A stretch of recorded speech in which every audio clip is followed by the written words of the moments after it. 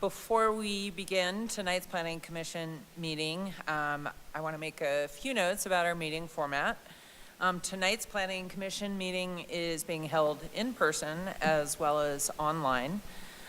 Commissioners, planning department staff, and members of the public are attending in person at Wheat Ridge City Hall and by way of a Zoom platform we have set up on the city's Wheat Ridge Zoom account. I know we don't have any commissioners joining via Zoom, but are there any staff joining via Zoom? We will have 2 staff members joining us tonight on Zoom. Okay. Yes. Okay. Thank you. I'm sure they'll make their introductions for those items. So in addition to kind of our Zoom meeting format, we also broadcast this meeting on Channel 8 and wheatridgespeaks.org. So if you are interested in speaking at tonight's meeting online, please raise your hand on Zoom or participate through the dial-in telephone call number. We do provide a Zoom meeting link and the dial-in information on wheatridgespeaks.org. So when it's time for public comment, and there are 4 different opportunities for public comment today, those who wish to comment on your Zoom connection, use the raise your hand button, and if you're dialing in, you press *9 on the telephone, and *6 to unmute your phone. So if you plan to speak tonight, as with all virtual engagement, kind of mute when you aren't speaking to keep background noise to a minimum. And if you don't plan to speak and are just interested in viewing us, we encourage you to just go to Channel 8 or watch us on wheatridgespeaks.org. So we appreciate your participation in our meeting tonight. We hope to create a friendly and respectful atmosphere for public dialogue, and we appreciate your help in this process. So with that, I'd like to go ahead and officially call the City of Wheat Ridge Planning Commission meeting for February 2nd, 2023 to order. The first item on our agenda is a roll call of the Planning Commission members. Tammy? Jonathan Shelkey. Here. Jerry DiTullio. Here. Julianne Stern. Here. Melissa Antle. Here. Will Kearns. Here. Daniel Larson. Here. Janet Leo. Here. And Christine Disney is absent tonight. Great, thank you. The next item on our agenda is the Pledge of Allegiance.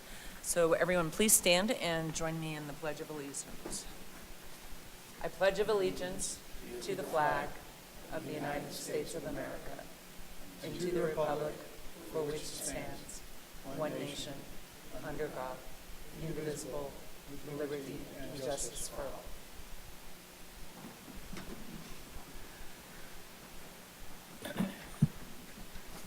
All right, number 3 is the next item is to approve the order of the agenda. I will entertain a motion if people are interested, if someone wants to approve the order. So moved, Madam Chair. Second. Let's call for a vote.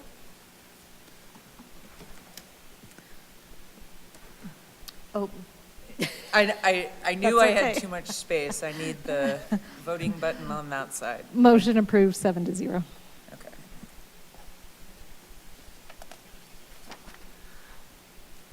All right, great. The number 4 on our agenda this evening is the approval of the minutes from our last meeting, which occurred on December 1st, 2022. Are there any changes, or are we ready to vote on the minutes of the last meeting?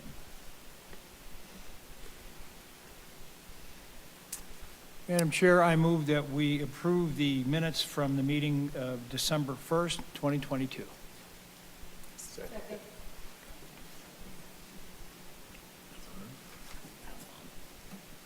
Let's go ahead and vote. Motion approved 6-0 with 1 abstaining.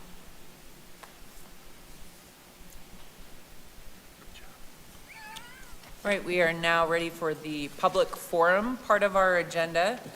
I'm there for you. This is the general interest public forum segment. This is a time for anyone interested speaking on a subject that is not associated with one of the public hearings on the agenda. If you plan to speak on an item that is related to one of the agenda items, please wait until that hearing to speak for that item. Again, all speakers are asked to limit their time for 3 minutes, and you cannot donate your time. Is there anyone who has signed up to speak in the public interest forum? No one has signed up in person, and no one has their hand raised on Zoom. Okay, last call here in the audience is, you're probably all here for your cases. All right, well, with that, I'll go ahead and just close our public forum. All right, well, moving along in our agenda, we do have 3 public hearings tonight. And our first public hearing is related to case number WZ-22-06. And this is an application filed by Davis Partnership Architects on behalf of the Intermountain Healthcare for approval of a specific development plan to facilitate construction of a 137,000 square foot, 5-story medical office building on a property zoned planned mixed-use development and located at 12905 West 40th Avenue. Again, before I turn things over to staff and the applicant, I want to remind that, we try to conduct things in the most dignified and respectful atmosphere whatsoever. We typically start all of our presentations with an application from staff and in some cases with the applicant. We administer our oath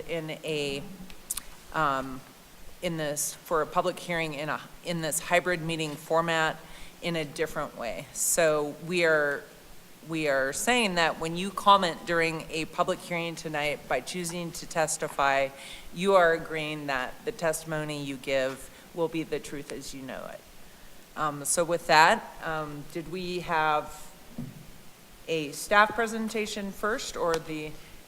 Stephanie Stevens, our senior planner, is joining us on Zoom tonight, and she'll do a presentation first, if that's okay, and then we will have an applicant presentation, and then we'll do questions and answers. So Stephanie, if you don't mind sharing your screen. Okay. From there, we'll let you know that we can see it here. That's working. Thank you. Okay, great. And we can hear you. Okay, great.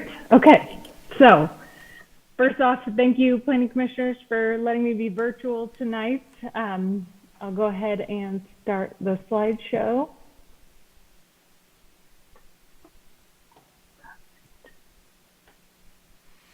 Okay, so my name is Stephanie Stevens, and I'm a planner with the City of Wheat Ridge Community Development Department.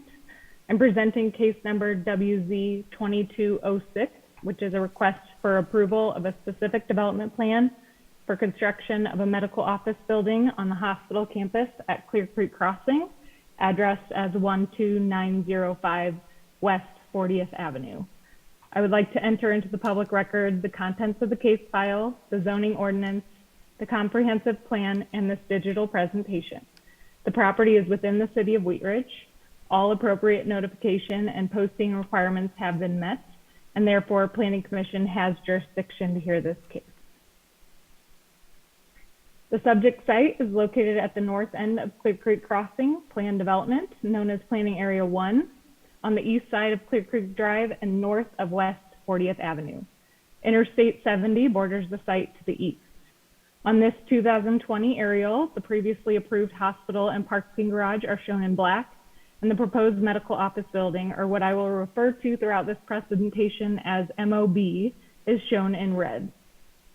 Multiple sites have progressed to construction and/or completion, which is not reflected on this aerial, including the hospital itself on the subject site, which is under construction, 2 multi-unit apartment projects north and west of the site, Foothills Credit Union north of the hook ramps, Dutch Brothers Coffee just south of the hook ramps, a Come and Go at the south end of the development on the east side, and a Lifetime Fitness facility in Hampton Inn Hotel on the west side.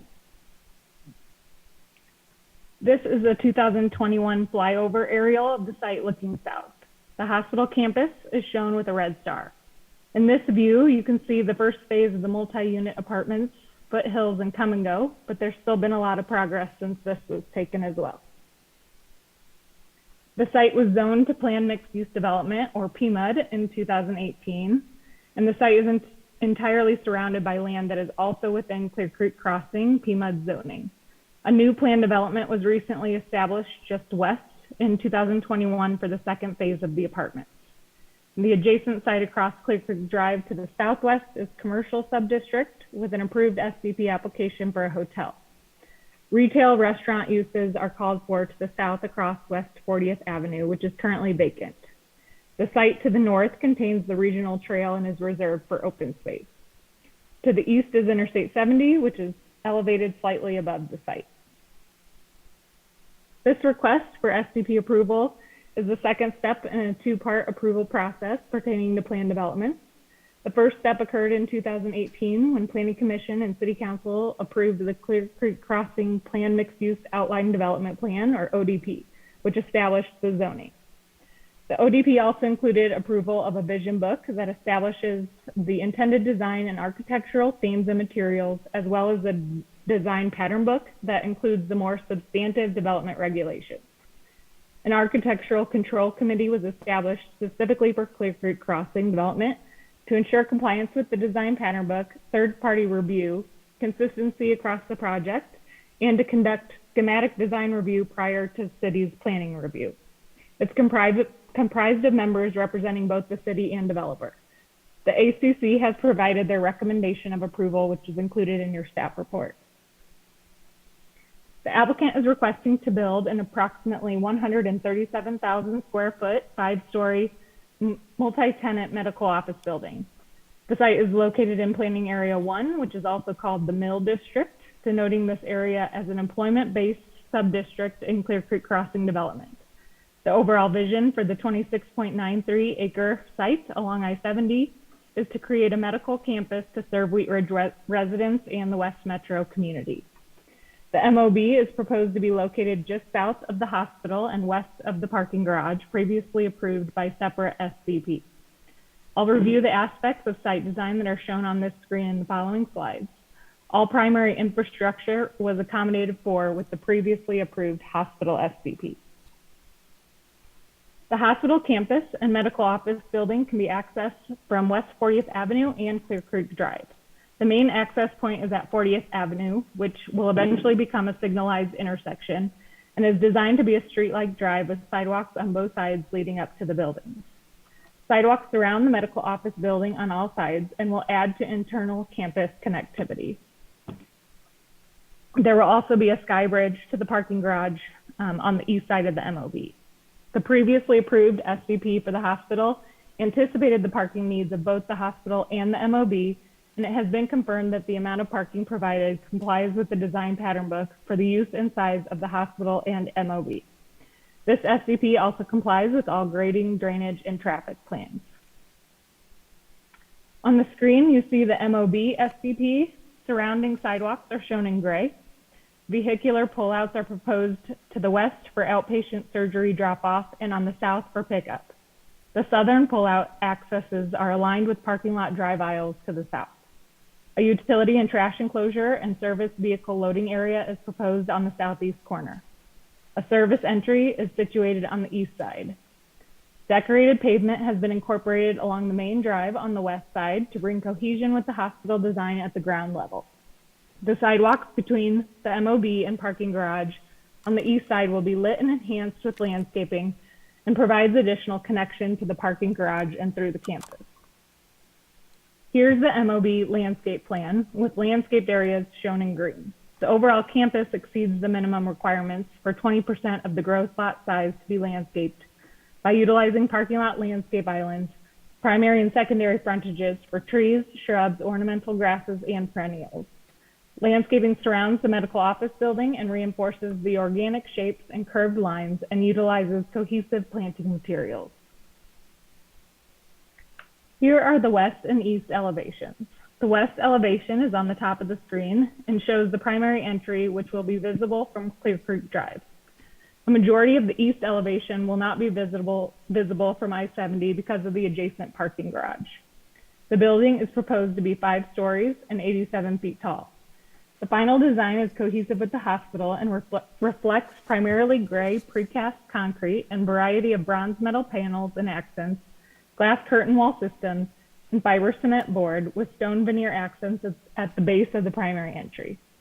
This architecture has evolved throughout the review based on staff feedback, and materials provided in your packet show how the detailed standards are being met. These are the north and south elevations. The north elevation at the top is what will be seen from the hospital looking south, and the south elevation at the bottom contains the patient pickup entry vestibule. Primary materials are carried over on all 4 sides. This is a perspective view from above, showing the view from 40th Avenue and Clear Creek Drive intersection. The building is articulated with different materials, transparencies, and dimensional changes to create visual interest. Here's a zoomed-in view of the MOB looking northwest from the main internal drive that connects at 40th Avenue. The primary entrances are emphasized with varying roof forms, transparent doors, and a curved entry canopy that corresponds to the hospital's curvilinear features.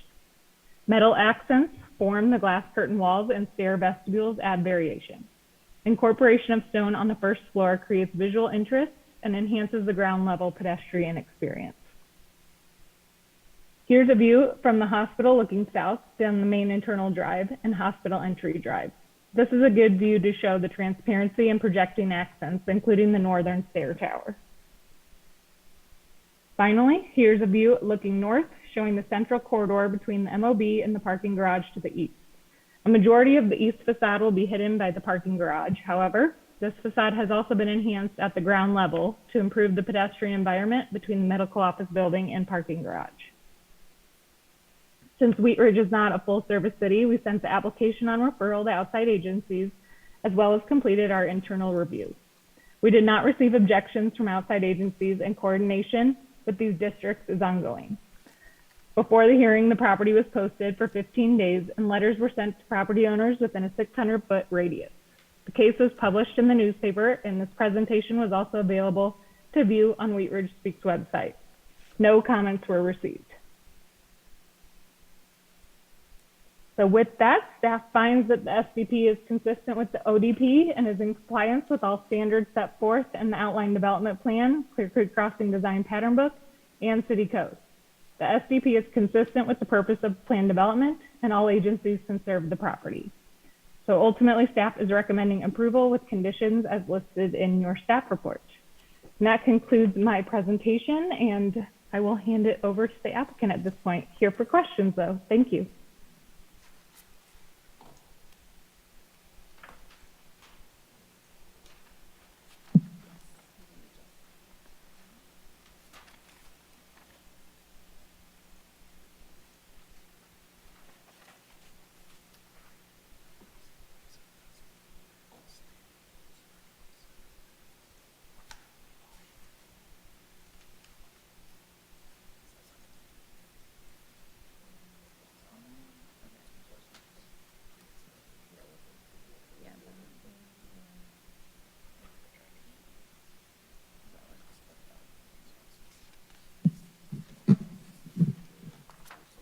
Well, as expected, Stephanie's presentation was so thorough, a lot of this will be redundant, so I'll try to skip through and hit the points that she didn't, but a lot of this will be repeat, so apologies for that. Before you start, can I get your name, spelling of your last name and your address? Yep, my name is Aaron Brewster, B-R-E-W-S-T-E-R.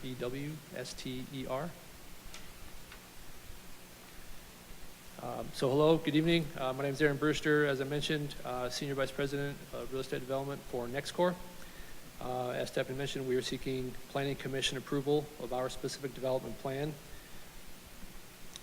This presentation was going to focus on 2 primary characteristics of our development: operational overview of our building, and then an architectural review and summary of this project, which Stephanie already did for us, so that's great. As Stephanie mentioned, our development was part of the master plan, Clear Creek Crossing subdivision filing 3. and the Lutheran Medical Center campus. Our building sits north of 40th Avenue, directly south of the hospital, and directly west of the parking structure. We will be independently owned and operated from the hospital. We'll be maintaining the development as well with our company and with all of our affiliate companies, asset management firms, and property management group.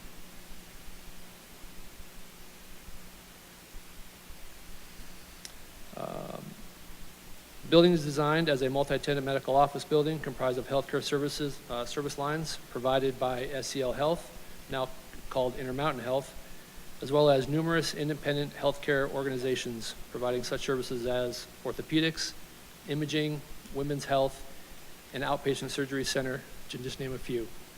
The main drive lane to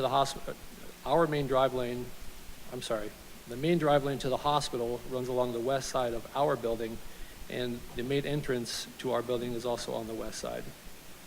The approved campus vehicular circulation network is unchanged by this project.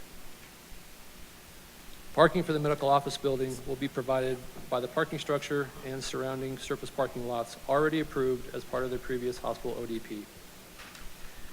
We have, as mentioned, direct access to the parking structure by way of a closed, fully conditioned sky bridge on the east side of the building. The surgery center has been designed to include its own patient pickup zone, inclusive of a walk-under canopy located south of the building with direct access to their surgery center.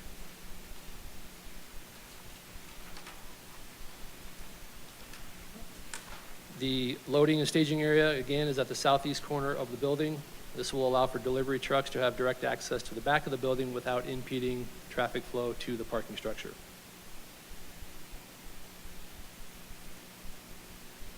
Along the main entrance of the building, we've designed a long entrance canopy and dual entry vestibule along the main drop-off zone. Bike storage and locking areas are along this side of the building as well.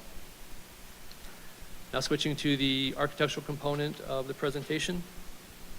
As mentioned, building is 5-story, approximately 84 feet in height.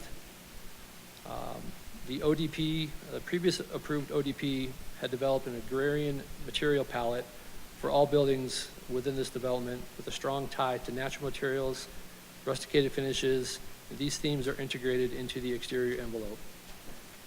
The attached images illustrate preferred exterior materials for the MOB towards compatibility with the defined agrarian material palette. The overall building color scheme draws from the hospital's palette in order to create a cohesive and contextual aesthetic across the campus. Natural colors like copper, champagne pearl, and buff stone blend with natural gray tones to create a sophisticated palette compatible with the modern agrarian design aesthetic. This building incorporates 4 primary materials: stone, metal, glass, and architectural precast. Building materials have been selected for durability, longevity, and market availability appropriate for this building type. Facades at street level adjacent to sidewalks incorporate stone as a high-quality material that are both visually pleasing and durable. All building facades that are visible from streets incorporate more than the 3 required architectural elements, including reveals, recessed windows and storefronts, color and texture differences, and articulation of windows to create a 3-dimensional expression. The mass of the building is articulated through varying building forms at the main entrance and stair tower to create visual interest and hierarchy. Glazing is incorporated on all facades as programmatically required, with special attention to glazing on the ground floor at building entries and along pedestrian routes to create a pedestrian-friendly street environment that encourages visitors to walk between multiple destinations within the vicinity. The main entry clearly delineated with a unique hoop. Switch the screen here. There we go. Strong visual mass is created at the base of the building with the use of stone plinth that ties to agrarian theme by the use of the raw materials. The strong expression of copper banding helps the building transition between higher and lower floors, as well as creating a visual reference to the main hospital building to help tie the buildings together. The use of a durable rustic material such as buff stone used on all sides of the base of the building reduces back-of-house appearance. The parapets of the building are broken into various locations and heights with vertical glass slot windows to create visual interest. The main entry and stair tower volumes create further facade articulation and incorporate varied building materials. On behalf of our entire company, I'd like to thank the City of Wheat Ridge, Planning Department staff, Community Development staff, Intermountain Healthcare, Evergreen Development, our partners at Davis Partnership, and the City of Wheat Ridge Planning Commission, along with all the neighboring communities. This is an exciting development, and with coordination with Intermountain Health, we are looking forward to providing premier healthcare services to the community. Thank you. Thank you. Can I get your address? My address? Business addresses. 1550 Market Street, Suite 200. Yeah, that's in Denver, 80202. Great. Thank you. Are there any questions for the applicant from the commission? Yes, commissioners. Good evening. Thank you for your presentation. I was wondering if you could talk a little bit about pedestrian connectivity on the site, and in particular, I think I spotted the connection to the multi-use trail on the east side of the site. If you could talk a little bit about how that connects to the site. Sure. Like I said earlier, this location was previously approved by the hospital ODP, so none of the trail systems were revised or changed. So we tie into the existing systems that are there on the east side and then on the north side of the hospital.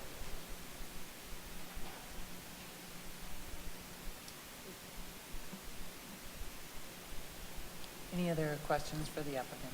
Yeah, for the applicant, please. Would you go back to the, that elevation you just had, from the west?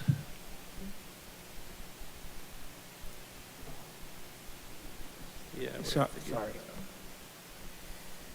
My question is on the second and third floors. It looks like that's a glass wall extending floor to ceiling. It is. For both, through both It's a curtain wall levels. glazing system there on the second and third floor. What's on the other side of the wall? Is that like a hallway, or are those offices? Or Those would all be clinic spaces on the other side of that glass. So all the independent physician spaces there along the glass line. with the floor to ceiling windows? We do have a spandrel glass panel at the floor line, so you don't see the concrete or the steel at those areas. Okay. Okay, thank you. Yeah, no, it's quite impressive. The other thing is, every different color image you look at, and I'm glad you guys put a color key in there, because that copper outline of those two floors is a different color in each printout. And I mean, we all know what copper looks like, but I think that's going to certainly enhance that. I would like to now talk about parking. I know we've got the staff report shows 1,632 total parking spaces, right? You've got 3 separate lots and then the parking garage. That sounds correct. Right. Is the intent then that if you're coming to the hospital, but not as an emergency, you're just coming to visit the hospital, you're going to park in one of those 3 lots there, 4 lots? Correct. Okay. Sidewalks connecting them all, right? We do have the sidewalk along the west side of our building. Right. That runs along really the south, the west, and the north. Okay. And the sidewalk system that was a part of the ODP with the hospital run along basically the 4 sides of each parking Right. bay. Can you help us understand a little bit about the calculations you go through in determining how many parking spaces you're going to need for these two facilities? Charlie, do you think you could expand on that for me? Charlie did a lot of the planning for the hospital and for us, so he may be better suited to answer that question for us. I'm happy to jump into on that. Right, yes, Stephanie probably can speak up on that one too if you want. Yeah, so The parking was determined based on number of hospital beds and number of anticipated employees. And the MOB was included in that original parking study that was provided with the hospital. And it's requiring, so it's based on square footage of the MOB, full-time employees, and physician employee count. And then with the hospital, it also includes outpatient visit numbers, emergency department registrations, and number of beds in service. And that considers peak time, the mornings, when they're real busy versus times when they may not be so busy, right? That's correct. It's peak hour. Okay. Did I see correctly, there is, between the parking structure and both the hospital and the medical office building, a skywalk? Yes, that's correct. We have, for our building, we do have a sky bridge highlighted here and bubbled, and that takes us from the third floor of the parking structure to the second floor of the MOB. And then, yes, the hospital is also doing a sky bridge to the north directly with direct access to its hospital. All right. Is the intent to, with the parking structure, to have that access to it controlled? Like for employees or something? Or? You know, I don't know the answer to that. The parking structure is being built with the hospital construction. I don't know if we have security access. Okay. Yeah.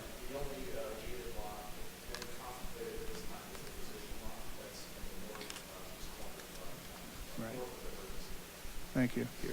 The only comment I would make is that if you happen to show up on a kind of a busy time and you're parking all the way at the corner of Clear Creek Drive and 40th, you've got a bit of a hike.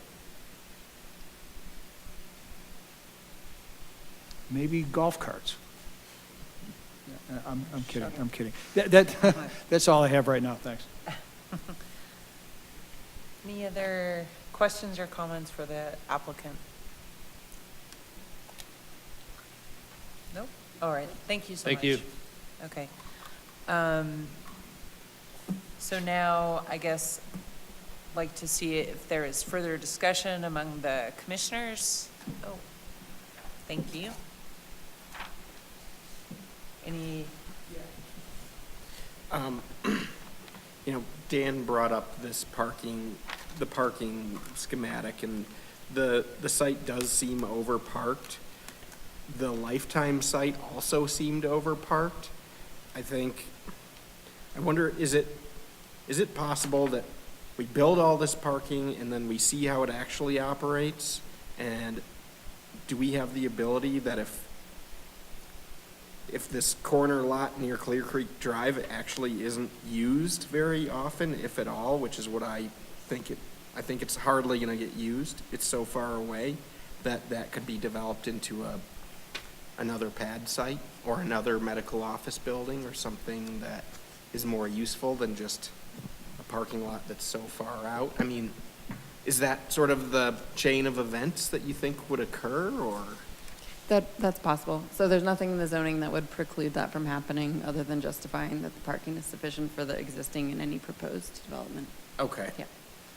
Oh, and I'd like to add to that, as somebody that had experienced this past summer at St. Anthony's, there is a parking issue at St. Anthony's. Sometimes you can't even find a spot, or you're at the top floor of their parking structure. Okay. So sufficient parking, especially for this type of facility, is, I think, is very important. Do you think this looks overparked or no? Well, it does seem like an awful lot when you look at it when they're empty, but I imagine once they get going, and I take it then the calculations they went through to determine how many spots are going to be needed, 1,632, there was probably a pretty good reason for that. Okay. That's all I have. Any other questions or comments without judgments? Okay. All right, let's go ahead. It looks as though we have two people that are interested in speaking on this item. So I am going to go ahead and open the public hearing. Aaron Brewster? I think that was actually a Oh, okay. Yes, I don't think you need to speak on your behalf. So that was both of you? Okay. All right, great. And Tammy, do we have anyone on Zoom? There might be one person, not quite sure though, but if you are wanting to speak, please raise your hand at this time by pressing *9. If you're on the phone or doesn't look like it. You're good to go. All right. Well, with that, I'll go ahead and close the public hearing. So before we entertain a motion, I just want to give the commissioners one more opportunity to share any thoughts or comments. And it looks like Commissioner Tullio, you have something you want to say? I'll just make a motion when you're ready. Any comments or Madam Chair. discussion from any of the, One more thing, and Commissioner Larson. this is directed to staff. Would you mind updating us on Clear Creek in general? Is this the last of the sort of big projects that are planned out there? It is not. So there's still a decent gap between the Hampton Inn Hotel. So working on the west side, there's a decent gap between, so it goes the multi-unit apartments all the way up north, and then Hampton Inn Hotel, and then there's a gap still between the Hampton Inn and the Lifetime facility that we could see more development happening. We will see more development happening. And then also the southeast corner of 40th and Clear Creek Drive hasn't come to us for applications yet either. I'm sorry, Stephanie, one more time in that last item? The southeast corner of Clear Creek Drive and 40th Avenue, so just across this one to the south. That's a retail restaurant called for in the ODP, so no development there yet. Great, thank you. okay, great. Well, I just have one comment. I am, certainly very impressed by the design of the building, and I was just rereading the Architectural Control Committee's recommendation. That committee has been established to ensure that we are kind of creating a exciting, robust, and consistent design, and I think you've met that to the T, and it's clear that the Architectural Control Committee has done that as well. But I know that that's now part of approval, so just thinking as commissioners what's important for us to consider. It's nice to know we have that endorsement going into this decision tonight.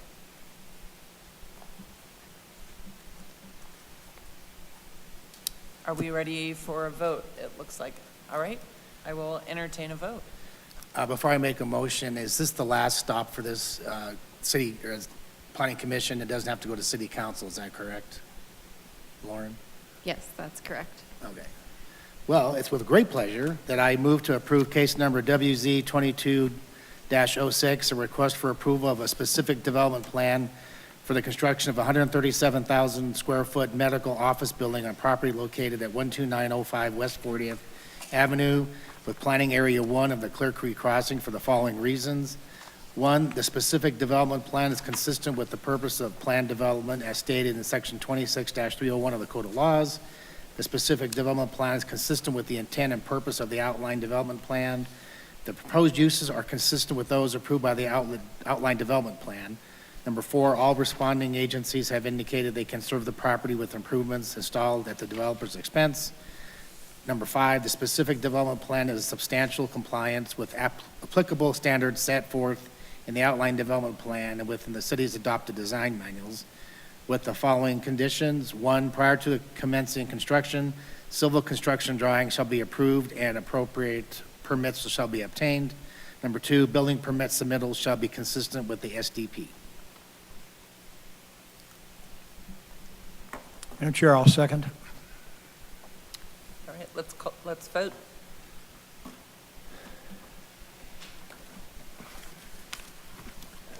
Motion approved, 7-0. Excellent. Thank you, gentlemen. Thank you, Planning Commissioners.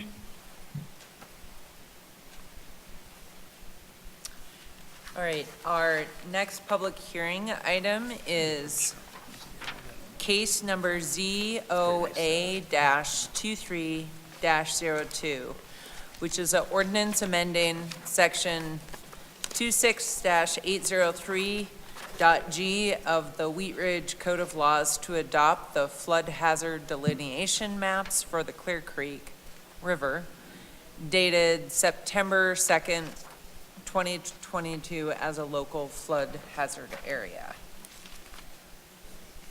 Let's go ahead and open the meeting. Do we have a staff presentation for this item? We do. Mark Westberg, the city's floodplain administrator, is joining us on Zoom. Mark, can you turn on your video or share your screen?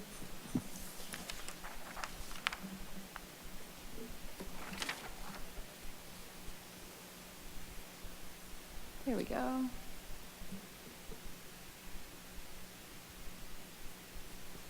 Mark? Yes, there, sorry. We can hear you. Thanks. Little ragged at this, apparently. So my name is Mark Westberg. I'm the project supervisor at the city. One of the many hats I wear is the city's floodplain administrator. We're just going to talk real quickly tonight about some floodplain updates for Clear Creek. So without further ado, we'll jump into the slide presentation.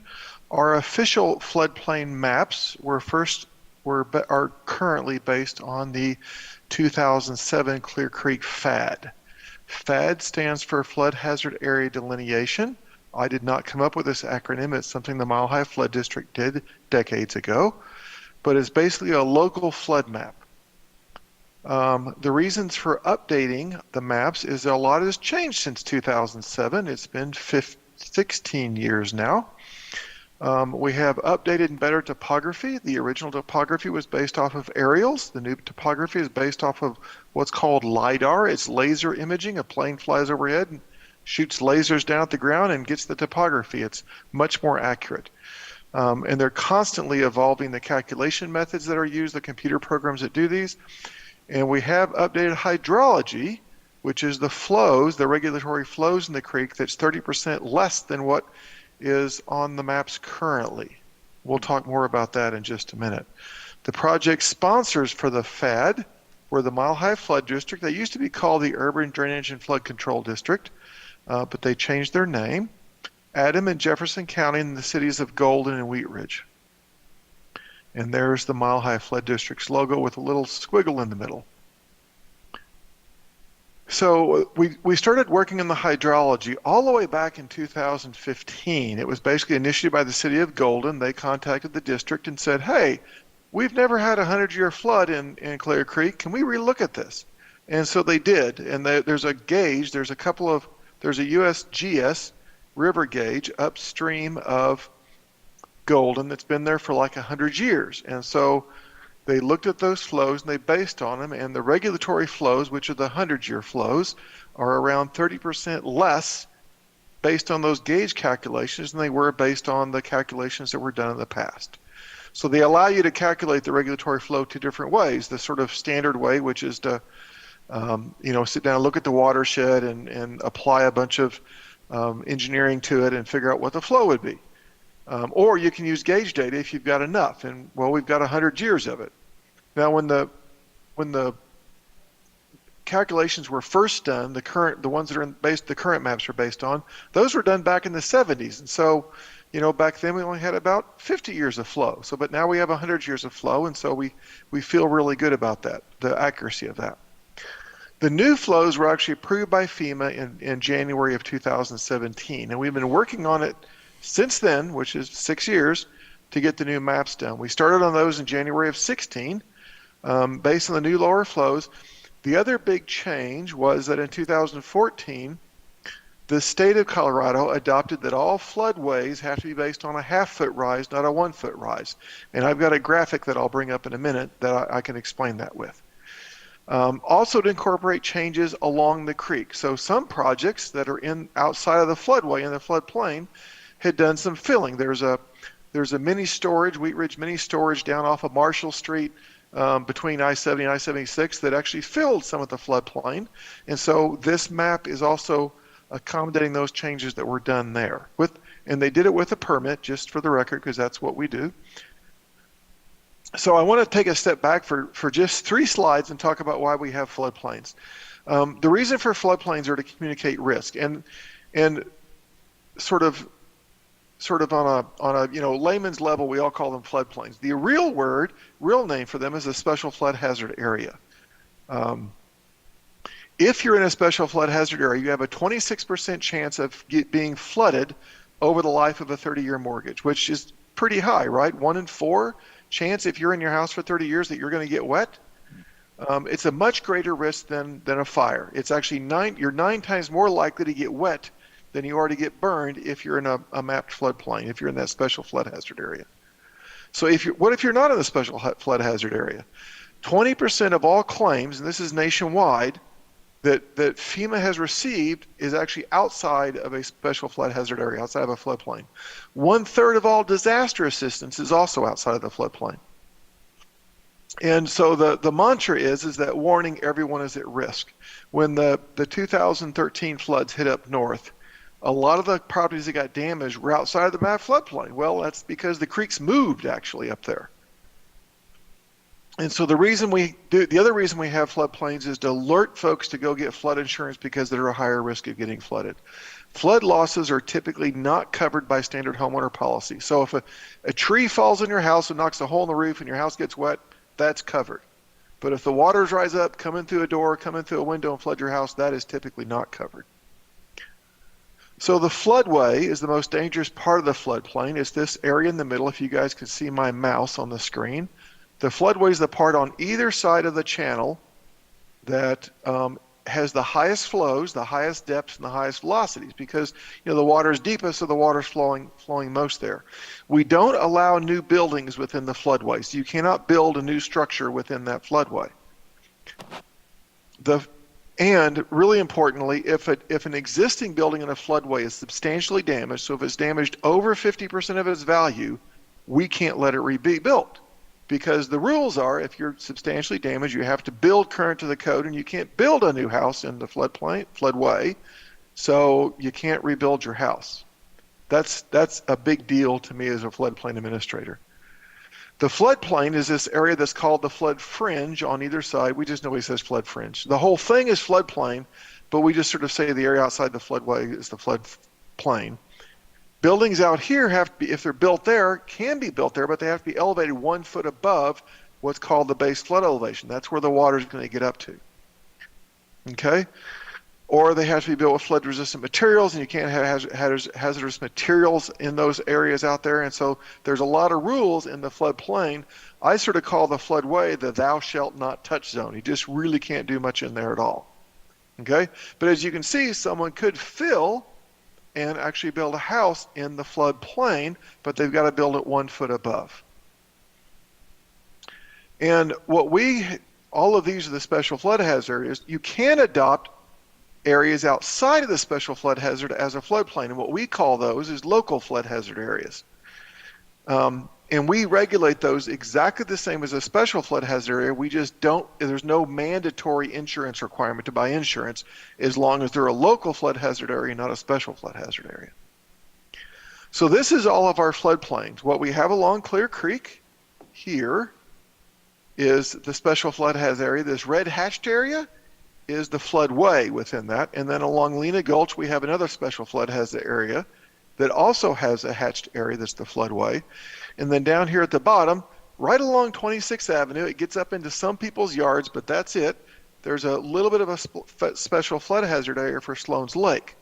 We've adopted a few years ago, and for those who've been on commission for a while, you were there when we did this, we adopted some local flood hazard areas along the 2 of the Sloan Lake tributaries because we recognize those as areas that have a higher frequency of flood, and so we want to alert folks within that area that they maybe ought to get flood insurance if they want to. It's voluntary there, but we also regulate those areas to make sure someone doesn't do something.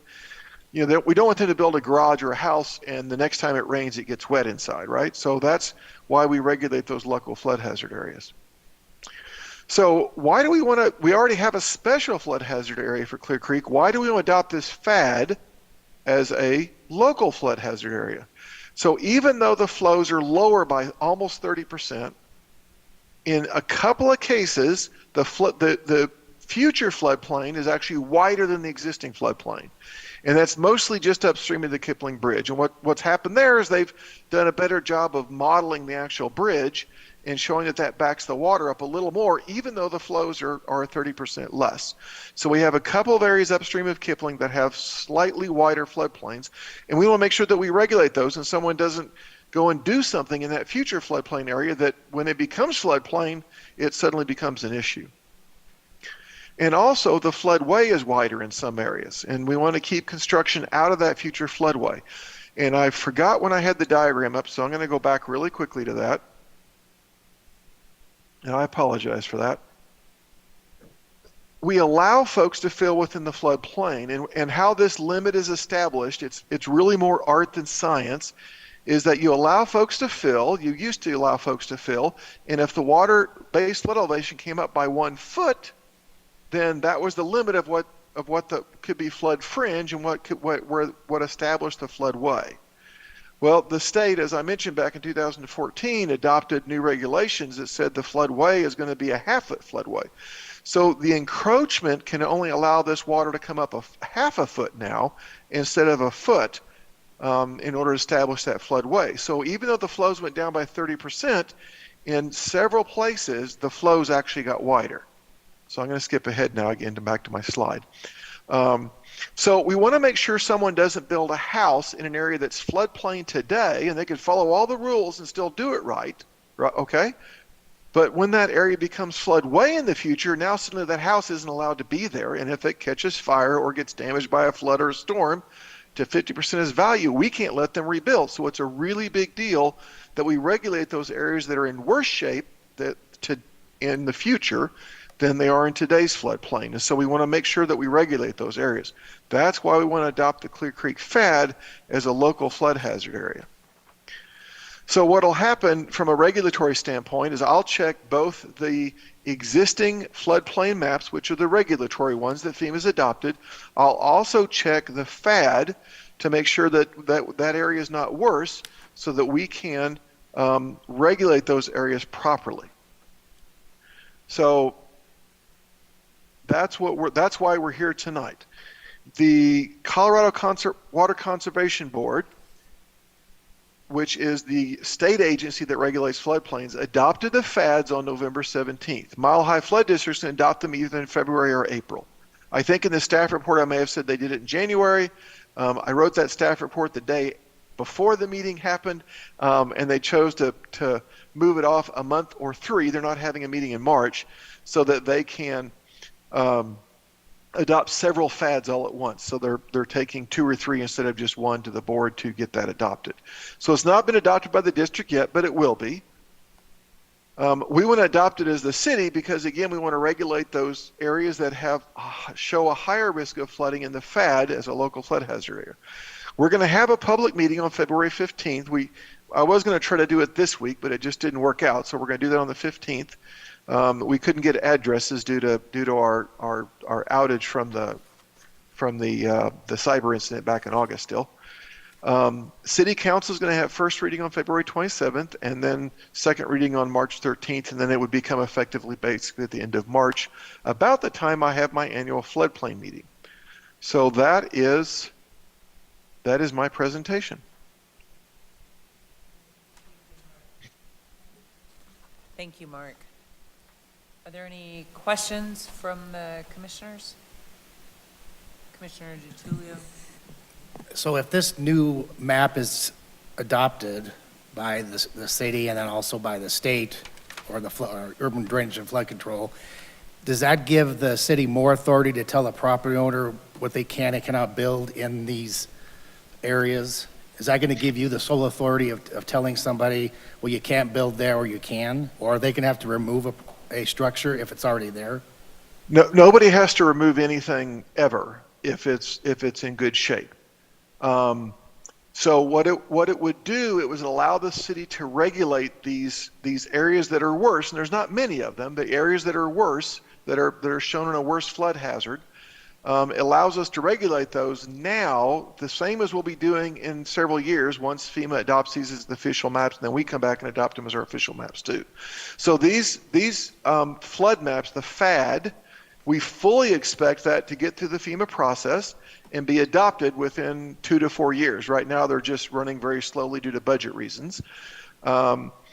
And so these areas that are worse will be floodplain or floodway in the future, and we want to start regulating those now so that someone doesn't, do something they shouldn't be doing in those areas according to our regulations. And again, the purpose of our regulation is not to be heavy-handed, is to protect people that the investments they're doing in their properties don't end up being damaged by a flood at some point in the future, or something they do on their property doesn't damage their neighbors upstream or downstream. But see, Mark, I feel like, based on what I've seen the last 15 years, the city is being heavy-handed because we change these boundaries and then all of a sudden people have to pay for higher flood insurance and then they don't. But the city of Wheat Ridge has spent no money on drainage or areas to mitigate these places. I mean, every time it comes up that the city council has an opportunity to spend ARPA funds or CARES Act funds or whatever funds it is to actually mitigate these flood zones, it falls back on the property owner, and the city hasn't done anything that I know of, unless you can correct me if I'm wrong, where they've actually fixed some drainage so that people can build on their property or enhance their property. And I think it's really unfortunate that the city has the power to tell somebody, if you lose 50% of your house, you can't rebuild. It just seems way too heavy-handed, and the city hasn't done anything, in my opinion, on Clear Creek to mitigate the flooding, whether it's spending money on diversion tactics or the water, anything. So tell me if I'm wrong on that. Have we done things in the past, the city of Wheat Ridge, to fix this so that with construction dollars and mitigation dollars so that property owners don't have to have flood insurance and they can build on their property? So I want to take the first half of that. So we change the boundaries periodically to reflect the risk.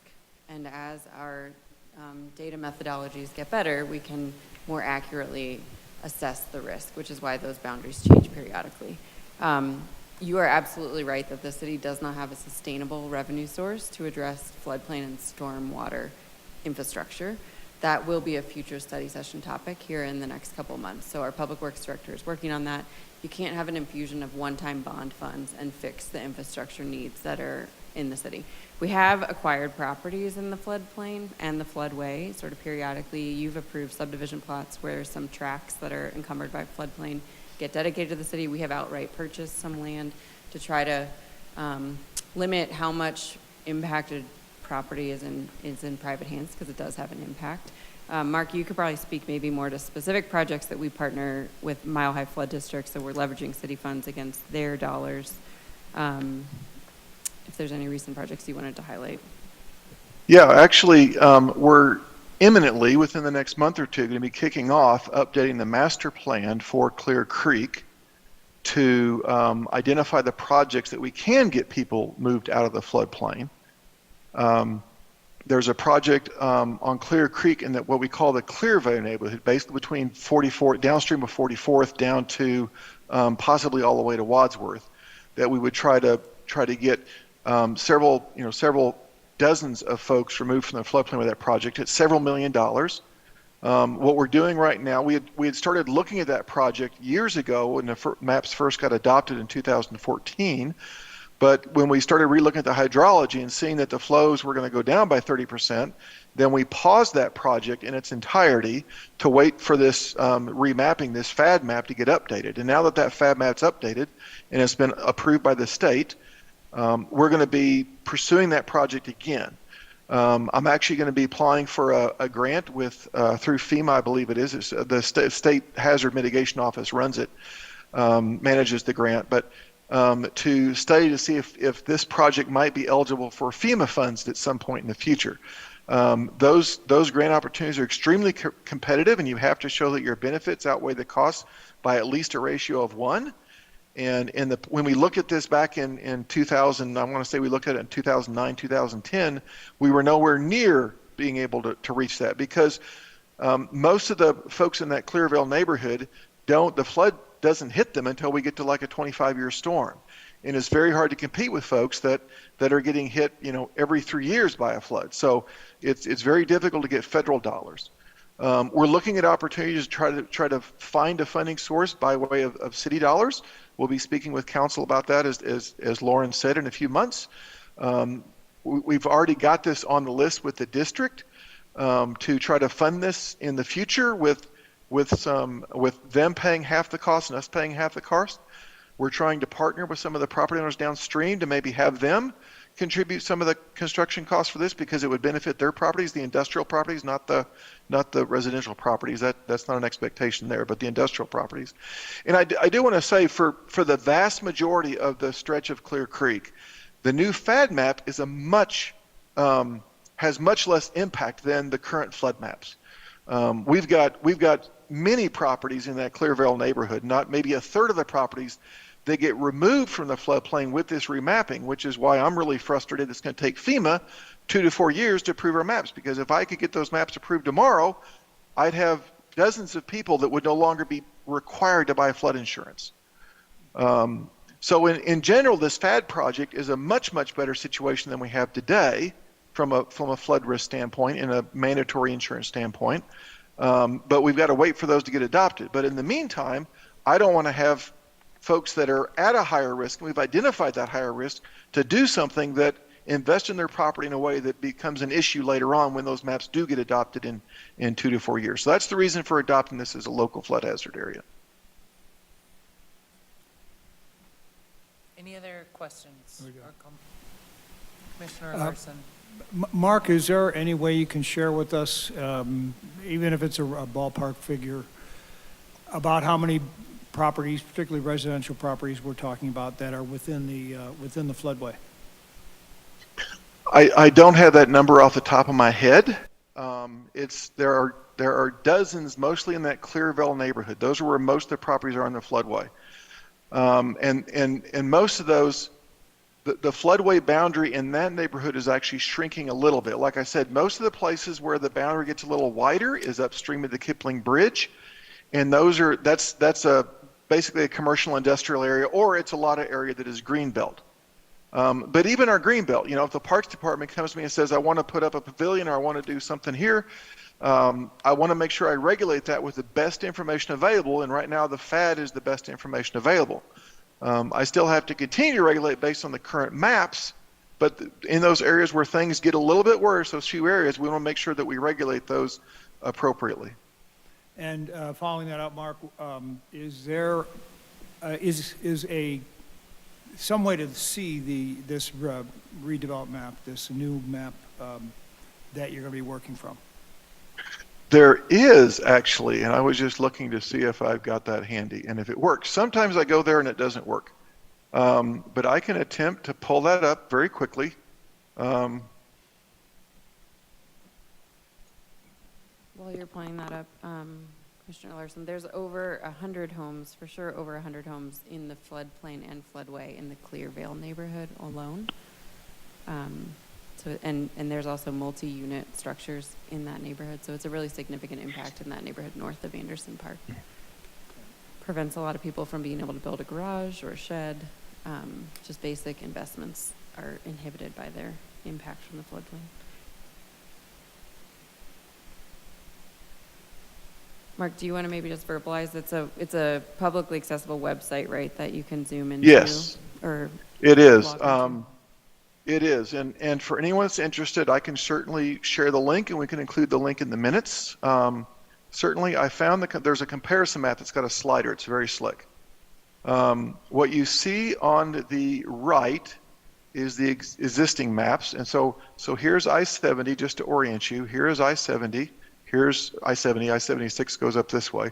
The Clearvale neighborhood is right here. I'm just going to kind of show you overall what happens when you slide this. These are existing maps, and these are the proposed maps. Now, all this stuff in here that disappears, that's Lena Gulch, so that's not included in the map. So don't think we're saving all those folks. And that's a 500-year floodplain, so it's not regulatory. But you can see as I'm sliding that in most places, the area gets narrower, but you can see right here where the Denver water ponds are, if you know where those are, just east of Kipling, the floodway gets a little bit wider in there. And I'll zoom into I'm going to slide this over, and I'm going to zoom into the Clearvale neighborhood, and you can just see the impact that the new maps are going to have there. So the orange area is the 500-year floodplain. We don't regulate that. It's for information only. This blue area is the 100-year floodplain. This red hatched area is the floodway. So you can see a big chunk of this neighborhood today is in the floodplain, and a lot of it is in the floodway. And then if I slide that over, you can see the floodway in that neighborhood actually shrinks a little bit right here. So that's good news for those folks. But then as you get up here, it actually gets a little bit wider.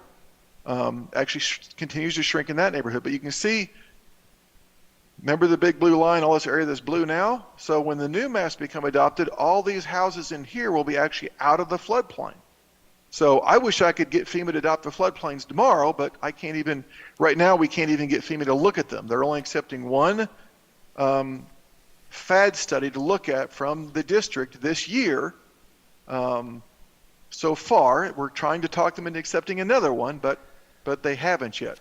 And you can see on this industrial area, the truck driving school here, you can see that the floodway actually shrinks pretty dramatically through that one. So they actually have almost an undevelopable piece of ground today, and in the future, once these maps are adopted, it'll still be floodplain, but it won't be a big chunk of it won't be floodway anymore. So that's the really good news. Mark, what do you attribute that to? I'm not that far away from that area, and I don't recall ever driving down there and seeing an elevation change or the ground coming higher in one spot. So the big difference is the 30% drop in flows. Okay, so right now, the regulatory flow, the flow that the flood maps are calculated from, is almost 15,000 cubic feet per second downstream of where Lena Gulch comes in, right over here. With the new maps, the adopted flows and what the new maps are based on is 10,000 feet per second. So there's a lot, we're mapping against a lot less water in the creek. So that's why everything is shrinking by and large in most places. You can see, for instance, look at Anderson Park here. Almost all of it's in the floodplain today, but when the new maps are adopted, almost all of it's out of the floodplain, and that's that 30% reduction in flows. The one place where things get a little bit wider is upstream. As you can see, here's the blue line that's floodplain today. With the new maps upstream of the Kipling Bridge, things get just a little bit bigger right here. And so those are the areas that this adoption of the FAD as a local flood hazard area is trying to address. So, on 41st Avenue west of Kipling, there's not really a major change in the floodplain. It gets a little bit bigger, but the floodway actually shrinks through there also. But we do have some places where the floodway gets a little bit wider, so we'll make sure that we regulate those appropriately. Great, thank you. And we can make that link available on the city's website on our floodplain page. Yeah, Yes. I would suggest that if you've got this public outreach meeting coming up, you have that available. Yep. I'm going to try to talk a little bit during that meeting, and then I'm going to pull this up and say, okay, folks that live along Clear Creek, where do you live? What do you want to see? And we can actually pull up their houses and look at it. Any other questions or comments? I just wanted to clarify something based on what Commissioner DiTullio had said. So you did this, or you began this study in 2015 in partnership with the other jurisdictions, and now you're revisiting it, and in that time, people have dropped out of this area as well as increased significantly, and you're now asking us to approve this map at a specific point in time, when in the last, 7 years, the floodway, forgive me if I don't have all the correct it's all right. terminology, like that changed significantly enough to add and subtract several dozen homes, which, I'll just speak from my perspective as an individual property owner. In 7 years, maybe 7 years ago, I could have added an addition, but now 7 years later, I can't do anything. Sure. With this, and I understand the concept of 100-year floodplains, 500-year floodplains. I'm trying to distinguish what this is doing. I understand it's approved and, you know, you get the backing of FEMA, but you're talking in 7 years' time, you're gonna affect private property's ability to build equity in their home. So let me step back for a minute and talk a little bit more about history on Clear Creek. So when I started working here in 2008, our flood maps were dated 2003. So those were the maps that I think of as the original maps. They're not. The maps were originally done back in the 70s. We've had floodplains on Clear Creek for that long, but that Clearville neighborhood was all built in the 40s and 50s, right? So they built in total ignorance, not stupid, but in total ignorance, not knowing any better, that was an area that might get wet during a 100-year storm. So when I started working, the maps were dated 2003. We did a FAD back in 2007 that happened right before I started, and that FAD map is the one that added people to the floodplain. Well, it took several years for that FAD to get through FEMA, and it was finally adopted in 2014 as the official map and became effective in 2014. So even though we knew that there were a lot of people going to be impacted by the new floodplains in 2014, and we had done outreach through the years to those neighborhoods all along there, Clear Creek, and especially in 2014, we did a lot of outreach to the neighborhoods and let them know what was coming so they could kind of brace for impact and know what was happening. That 2014 adoption was based on those previous flows of almost 15,000 cubic feet per second. Well, you know, again, very soon after that, Golden raised the issue of, hey, we've never had a 100-year flood, and you know, based on what I could tell, we'd never had even about a 25-year flood on Clear Creek, and talking with some folks that have lived in some critical places for a really long time. So I was all on board with restudying the flows and doing that. And so that happened, and those flows were restudied, and then Clear Creek is a very complicated waterway to study. Not so much in Wheat Ridge, everything is pretty confined because we have this massive ridge on one side. But downstream in Adams County and in Denver and other places, it's a very complicated thing to study. And it took years. It took from 2016 when we started working on the FAD until just last, I believe it was in 21 that we mostly finished working on the FAD. So it took 5 to 6 years to do the calculations, getting to the point that we thought they were sufficiently, you know, done well enough, and all the I's were dotted, the T's were crossed, that we could submit them to FEMA.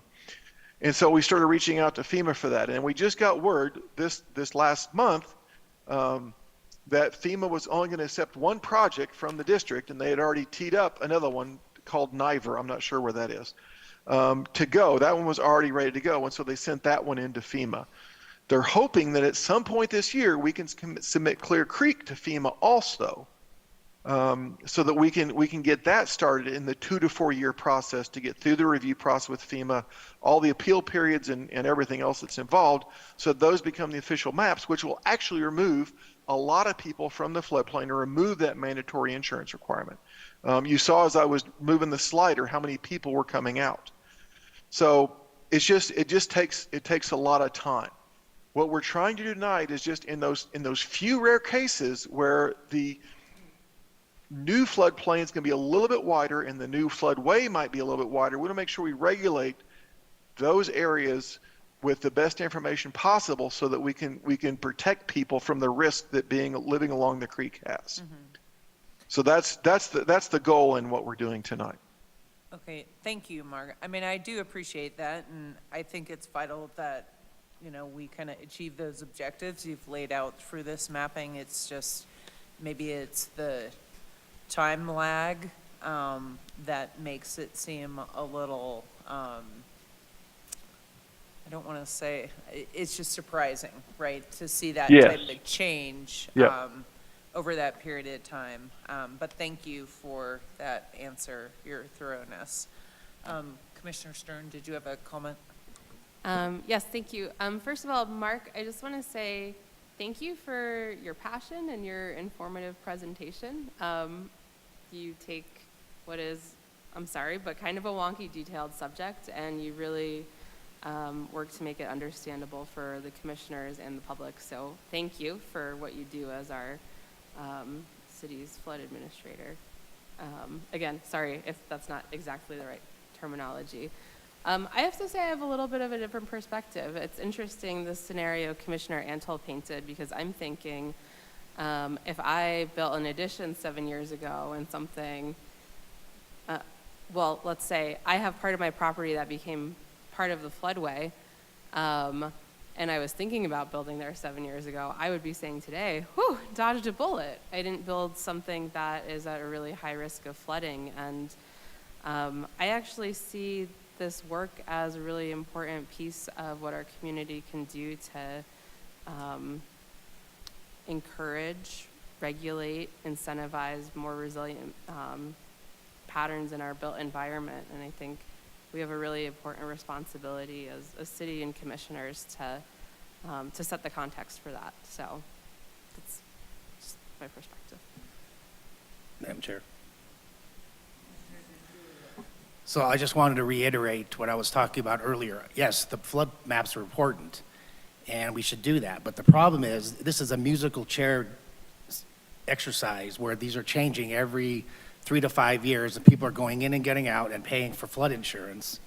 My point is rather than playing musical chairs with the maps, the city of Wheat Ridge has to start spending dollars to get everybody out of these floodplains and do the construction and the work. And there's been money available for a long time. It's just that there's been other priorities. This hasn't been a priority to get actual construction work done on these locations.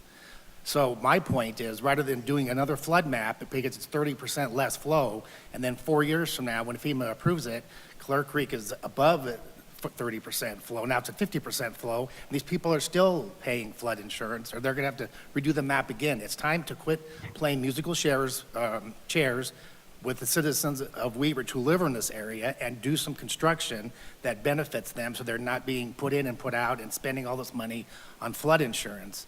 So I think this is just a Band-Aid, and I'm not going to vote for it tonight. It's just a planning commission. It's a recommendation. I know it's not going to mean anything to anybody, but my point is, put the money where it belongs and get this Clear Creek done once and for all, instead of waiting 20 years, and then 4 more years, and then this may not even be the good map in 4 more years. You know, we're spending millions of dollars on Wadsworth, we're spending millions of dollars everywhere else, and this has been a problem in the city for 25, 20 years. Like he mentioned, it started back in 2003.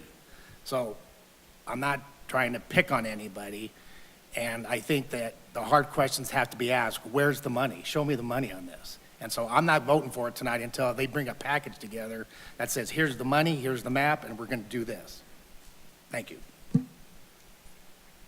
Commissioner Kearns, yes, and then Commissioner Stern. Do we have money or a plan to construct drainage improvements coming up? So drainage improvements would fall under our capital improvement program, CIP. We don't have a sustainable funding source for the city's CIP. That's why we've relied on bond questions the last several decades, the 2016 bond question being the most recent. Floodplain and drainage infrastructure is not visible, so it doesn't usually attract as much excitement as roadway projects. Floodplains don't affect everybody. So it has been a challenge, frankly, for decades to have money dedicated to those problems, which is exactly why we will be discussing here soon with council a more sustainable way to invest. This year, the city budget included a stormwater drainage sort of strategic plan, master plan. Our mapping and most recent planning related to storm drainage is several decades old. So it is a concerted effort, and funding for both drainage, floodplain, and roadways will be a topic of conversation this year. Yeah. It's not great. You're right. It's been a challenge, but it'll be on the study session agendas coming up. Thank you. Good. Commissioner Stearns? Just kind of jumping off from both of those comments. I totally agree that public investment is called for here, and I'm actually most intrigued by the program that Lauren talked about a little bit, where the city is acquiring properties that are in the floodway, and I see like potentially a really cool overlap between that and the conversation we had, I think it was our most recent meeting, about the 44th Avenue corridor plan. And there's a lot of, the Clear Creek and the 44th Avenue corridor overlap a lot. And I'm just thinking, there are kind of boring ways that the city could invest in infrastructure, and there are ways the city could invest in infrastructure that could also create really cool public amenities in these newly publicly owned properties. So that intrigues me. Any other comments? Or are we ready for a Madam motion? Chair, just one quick comment here. I would like to, I'd like to note that by amending the city ordinance to reflect the updated map, I think is a responsible thing for the Planning Commission to do tonight. I think it shows that we are aware of the changing situation. Creeks, they, what do they say? You know, God willing and the creek don't rise. The new information, I think, needs to be part of the city's rules, the way City of Wheat Ridge approaches questions of development and the existing infrastructure. So I do support what we're doing tonight.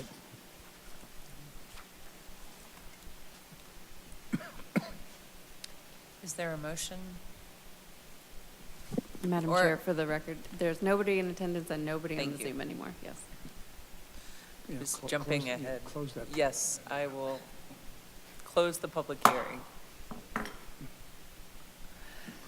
With that, Madam Chair, I will move to recommend approval of the proposed ordinance amending Section 26-803.g of the Wheat Ridge Code of Laws to adopt the flood hazard delineation maps for Clear Creek dated September 2nd, 2022, as a local flood hazard area.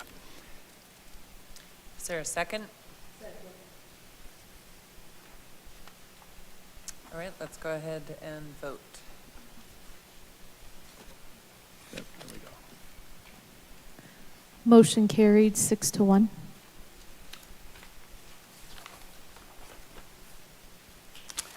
All right, let's see, so we have one more item tonight.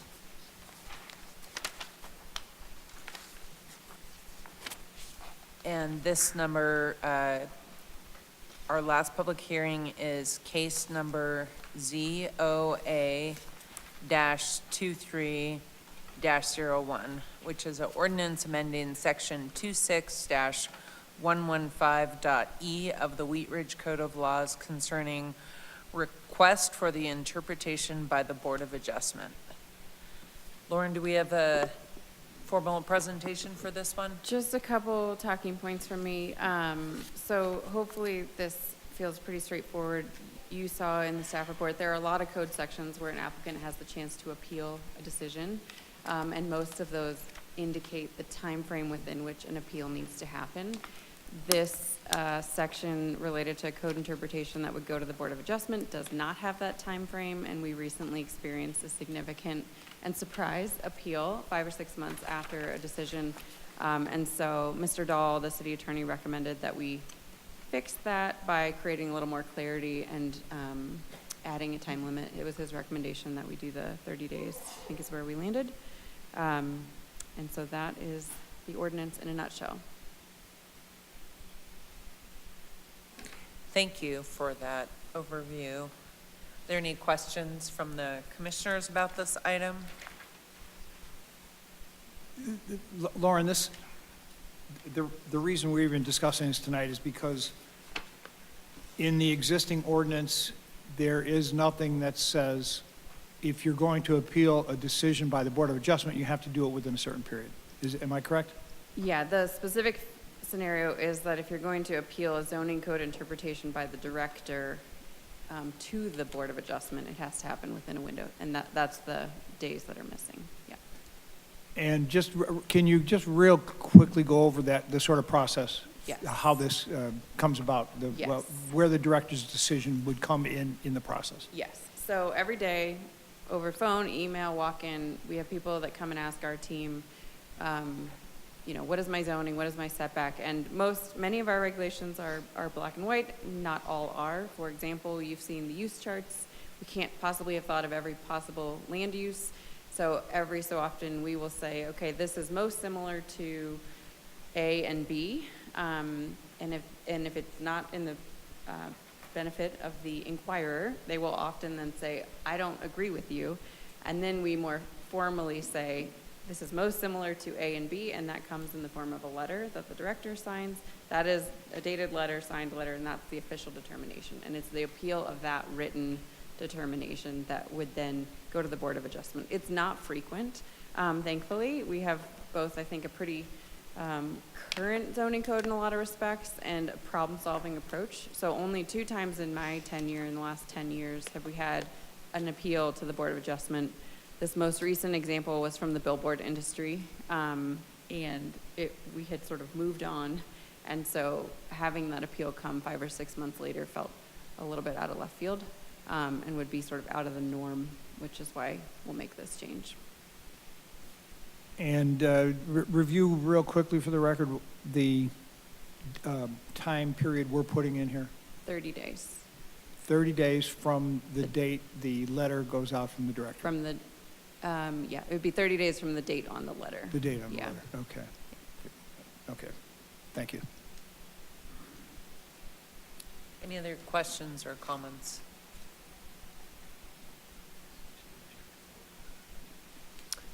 Okay, I will officially open the public hearing. Is there anyone signed up to speak? Probably not. Anyone on Zoom? No. Okay. With that, I will close the public hearing. Is there any further discussion before we entertain a motion? I just had a question. What is the problem we're trying to fix? We don't want an open-ended appeal timeframe that you come in 2 years later and appeal the decision, which is, So we're trying to come up with a reasonable yes, time. yes, Okay. yeah. Yeah, I mean, a little more detail in case it's helpful. So in the case of the billboard situation, we have a lottery. We had multiple applicants come in. We decided one was ineligible. We moved on with the other one who won the lottery, and then the ineligible entity appealed that 6 months later. And so it puts us in a really awkward position because we sort of carried on in that particular fact pattern. Okay. I move to recommend approval of the proposed ordinance amending section 26-115E of the Wheat Ridge Code of Laws concerning requests for interpretation by the Board of Adjustment. Second? Second? Okay, let's go ahead and vote.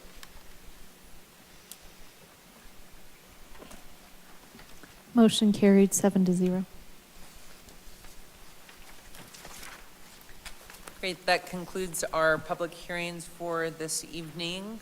Our next agenda item is any new business. Lauren, is there any new business to discuss? There is. So I've got with me tonight Jeff Hurt. He's our senior neighborhood planner. And we were before you last year, maybe last summer, to talk about the affordable housing strategy.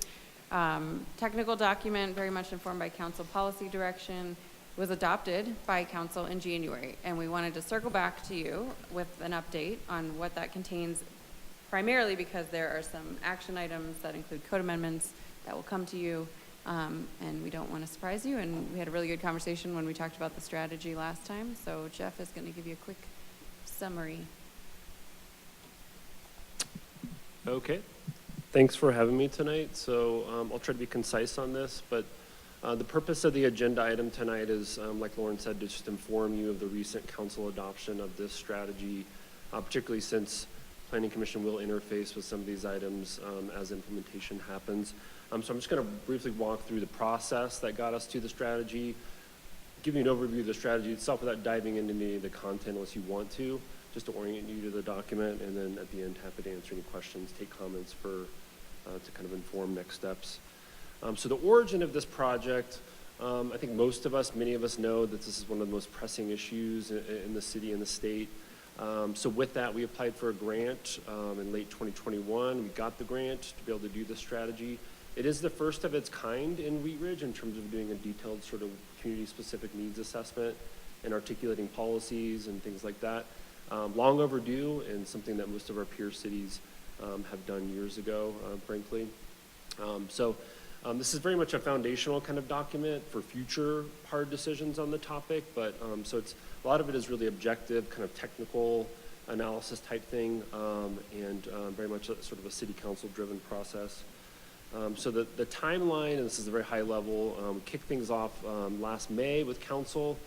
Throughout the summer, we had a number of engagement opportunities with the community. We talked to, I think, over 20 developers to make sure that our recommendations were sort of grounded in economic realities. We checked in with Planning Commission in July. We'll talk about that here in a minute. And then the actual strategy was adopted by council just a few weeks ago on January 9th. So your feedback, for my notes, I didn't have great notes necessarily. I won't go through each of these, but certainly informed the development of the strategy, and we could talk through, I think these were addressed or reflected in the strategy, and we could talk through that if you want. So in terms of orienting you to the document, and I'll get to the website where you can find the document. I know it's not in your packet, but there's really three main components. One is the needs assessment itself, which is very data heavy, very nuanced. There's a lot of numbers in there, sort of quantifying the issue that most of us knew about already, but there's a lot of nuance in there that came out of this analysis. And part two is the policies and principles that are sort of calibrated to those specific Wheat Ridge needs. And then part three is a pretty concise action plan for the next 5+ years. So the needs assessment portion of the document, this is just a visual of one of many figures in there that I think is particularly compelling. We all know that prices were rising for homes, but I don't think we necessarily knew the rate at which they were rising, and even pre-COVID rising to a degree. And I think the most important metric is the mismatch between incomes, household incomes, and housing for sale just keeps growing. The gap was already there, but it's getting even bigger. That rate is divergent. And one other key kind of metric from the needs assessment was about a third of Wheat Ridge households are considered cost burdened by the federal definition, which is basically you're not wanting to pay more than 30% of your household income toward housing. So it's a pretty big number that are cost burdened in Wheat Ridge. The policies and principles part of the strategy, I know that you can't read the words on the screen. This is just a visual, so you can see in the document. There's really just 2 pages, and these 2 pages articulate City Council's priorities for future decisions around housing, whether that be zoning code changes or development proposals or programs or staffing, things like that. And like I said, some of this will come to Planning Commission in the form of zoning code changes, development proposals. And so these principles are intended to be both flexible but sort of actionable in the sense of using them to evaluate proposals and things like that. So some of the opportunities that the strategy identified that are Wheat Ridge specific, these are sort of the buckets of opportunities that are specific to our community. Numbers 1 and 2, and I know this may be hard to read, are commonplace in any community that just based on development costs, if you build an attached product, it's going to cost less in terms of a multi-unit or a townhome project. So promoting more of those, that's something we don't have articulated in a policy. It's a simple one, but we don't have that really on the books right now. But the third and fourth opportunities are very Wheat Ridge specific. One being that, or number 3 is that through our analysis, we found that Wheat Ridge uniquely has an asset of naturally occurring affordable housing compared to our peer cities. And what that means is that basically the market has been kind of generous to Wheat Ridge for whatever reason in terms of whether it's the aging kind of rental stock and the lack of upgrades, which is translated to lower prices, but we actually have a pretty good stock of affordable, particularly rental housing. So some of the action items are oriented around that and kind of preserving that asset. And then the last thing, of course, is the Lutheran Legacy Campus and that opportunity. It's important to have that expectation and that policy clarified in a policy document like this and the Lutheran plan, so that as that redevelopment happens, we have sort of the foundation and the leverage to get mixed income outcomes on that site. This is the last slide before kind of the wrap up, I think. But, and again, I know you can't read the words up here. Just a visual, there's a sort of a one-page snapshot of the action plan, which is essentially 10 items over the next 5 years or so that are pretty tangible and pretty specific to Wheat Ridge, and again, calibrated to that needs assessment.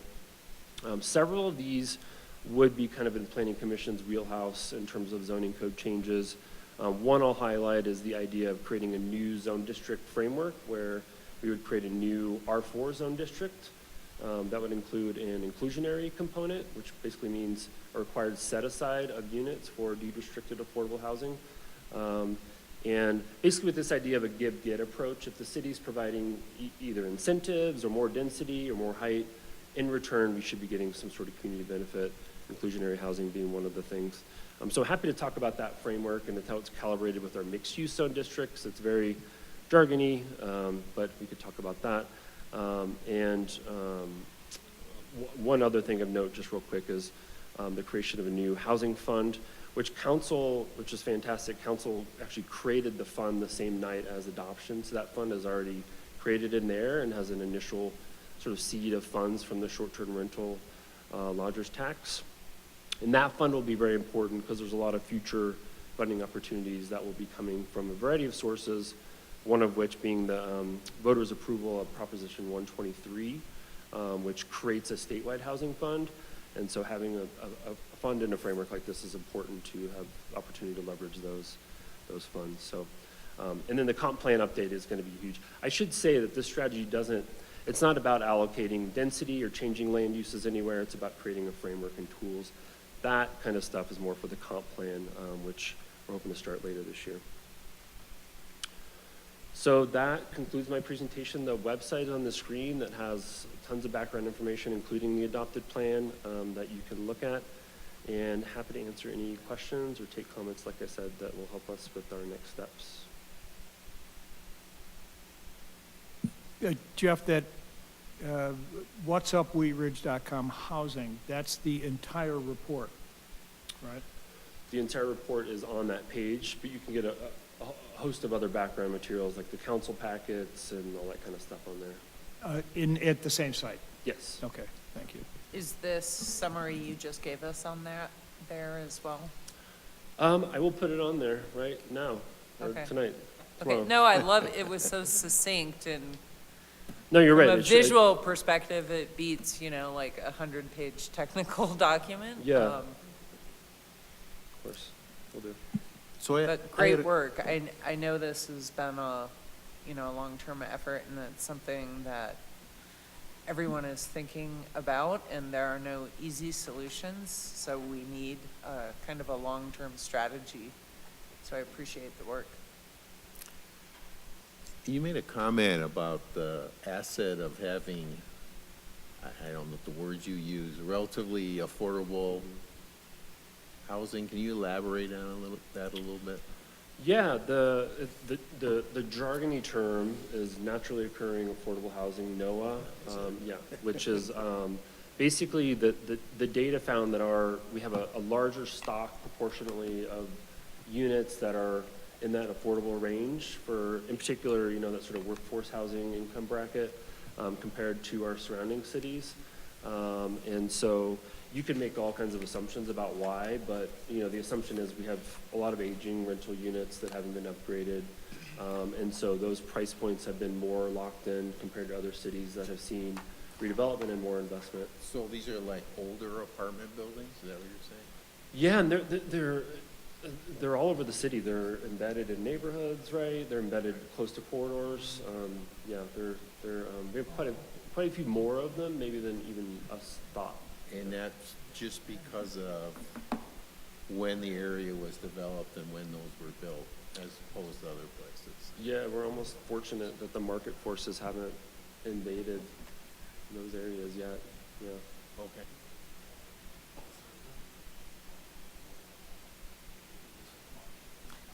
Jeff, can you say a little bit more about kind of how Planning Commission can expect to be involved in operationalizing some of these recommendations?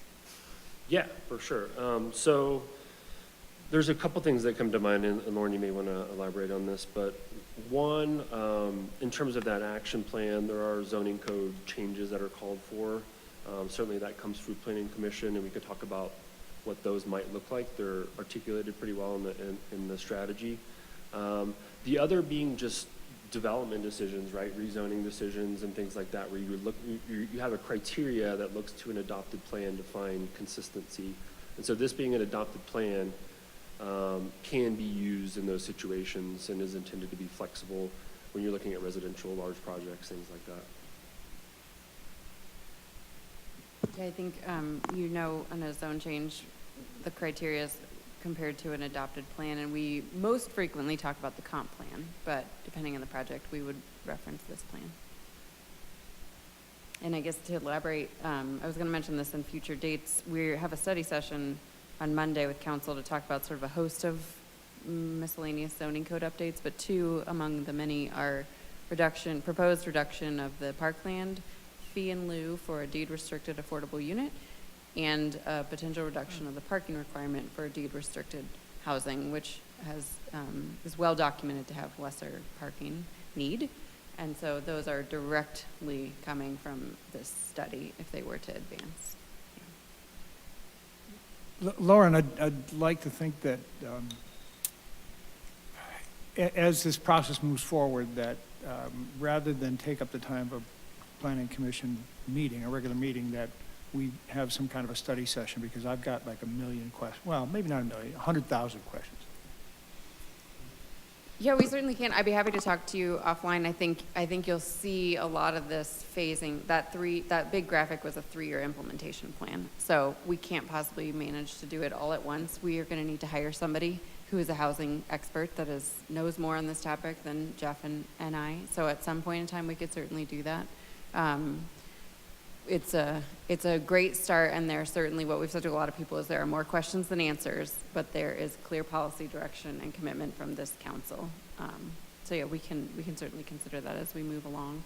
It probably won't be in the immediate future, just because we're going to advance the code amendments, and then probably the other items will follow in the next couple of years. Madam Chair. Just one quick comment. So if the city of Wheat Ridge has naturally occurring affordable housing, and they may not be the best or the newest units, but people are living there, that's their home, Yep. and it's affordable, and then government start putting money into these properties so that they're fixed up, isn't that going to raise the price of the rent that they're out of the property, or their landlord could say, well, now I can get $2,000 a month instead of $1,500 a month? Yeah. So that's exactly what would happen if the market were to do whatever it wanted to do. A program that is well-tested and very appropriate for housing stock is for the city to provide the dollars to fix up the quality of life in exchange for deed restriction that requires that rent to be income qualified or capped in some way. So it's not free money.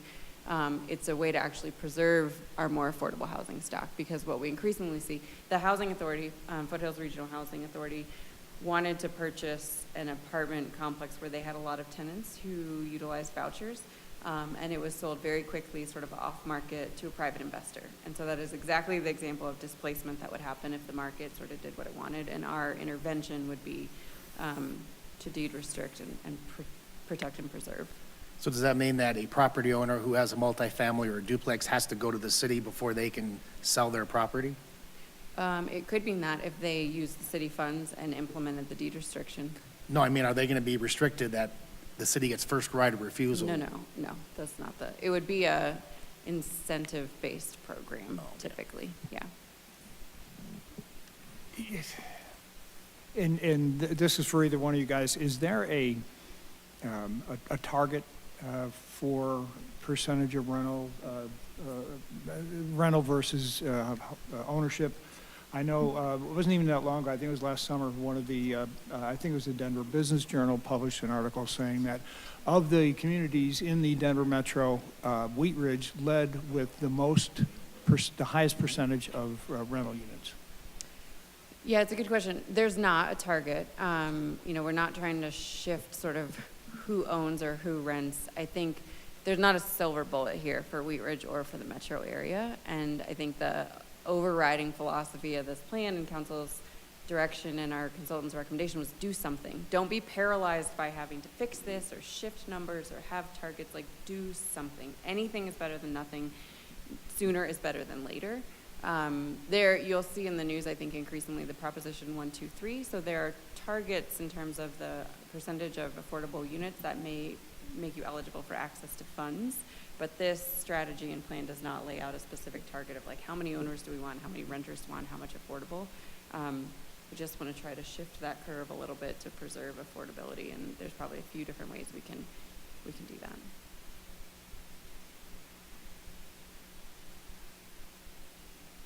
There are questions and comments that go with this. I know we could go down a rabbit hole, but I guess I asked this last time or at some point when you were undergoing this, because I do think there's so many things to focus on or not focus on, and I always look at the market is the most arbitrary, but in what I've learned and what I understand is we don't have a way to regulate how much of an increase a landlord could place, because the state regulates that, even though communities in some of the most expensive metro areas in the country do that, and that's proven to be the best mechanism to really maintain affordability.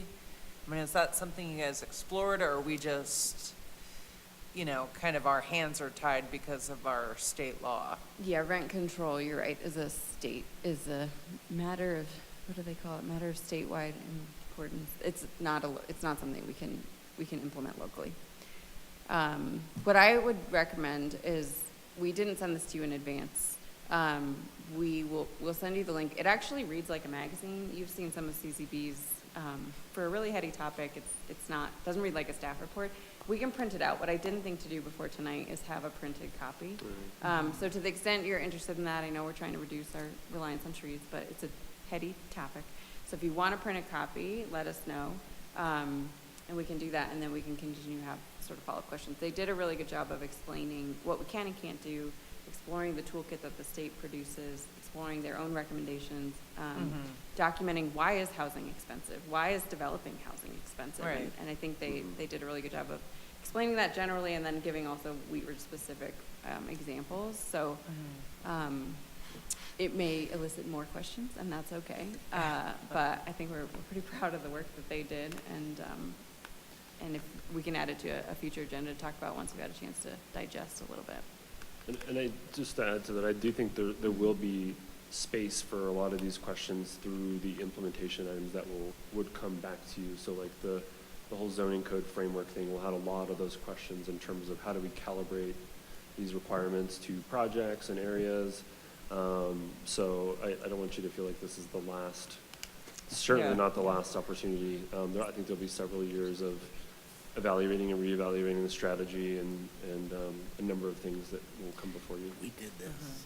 Great, well, thank you. I chaired the meeting. All right. They talked about it. Thank you overall, Jeff, and, Thank you. yeah.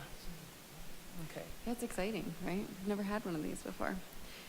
The only other couple updates I had dates-wise, we don't have our meeting on February 16th. We will likely have a meeting one of the March dates, and we'll nail that down and let you know as we get a little closer. I did mention Scott Cutler's taking the lead on that code discussion with council on Monday. It's a laundry list. Some things will move to pretty quickly and be fairly straightforward. Some will require further study and discussion. It's focused on the mixed-use code and subdivision code predominantly. Couple other project updates. Jeff and Ashley Holland finished the neighborhood blitz in Paramount Park and Southeast Wheat Ridge, right? And we're presenting that update to council on the 13th. Those blitz reports will be available online here really shortly, right? They're not online quite yet. Yeah. What's kind of fun about the memo that they put together to go to council is it has an update of sort of the action plan. So after we've been in each neighborhood, we've said here are the top actions. We have sort of a running Let's Talk work plan, and there are like 12 items that have advanced or been completed or in the budget.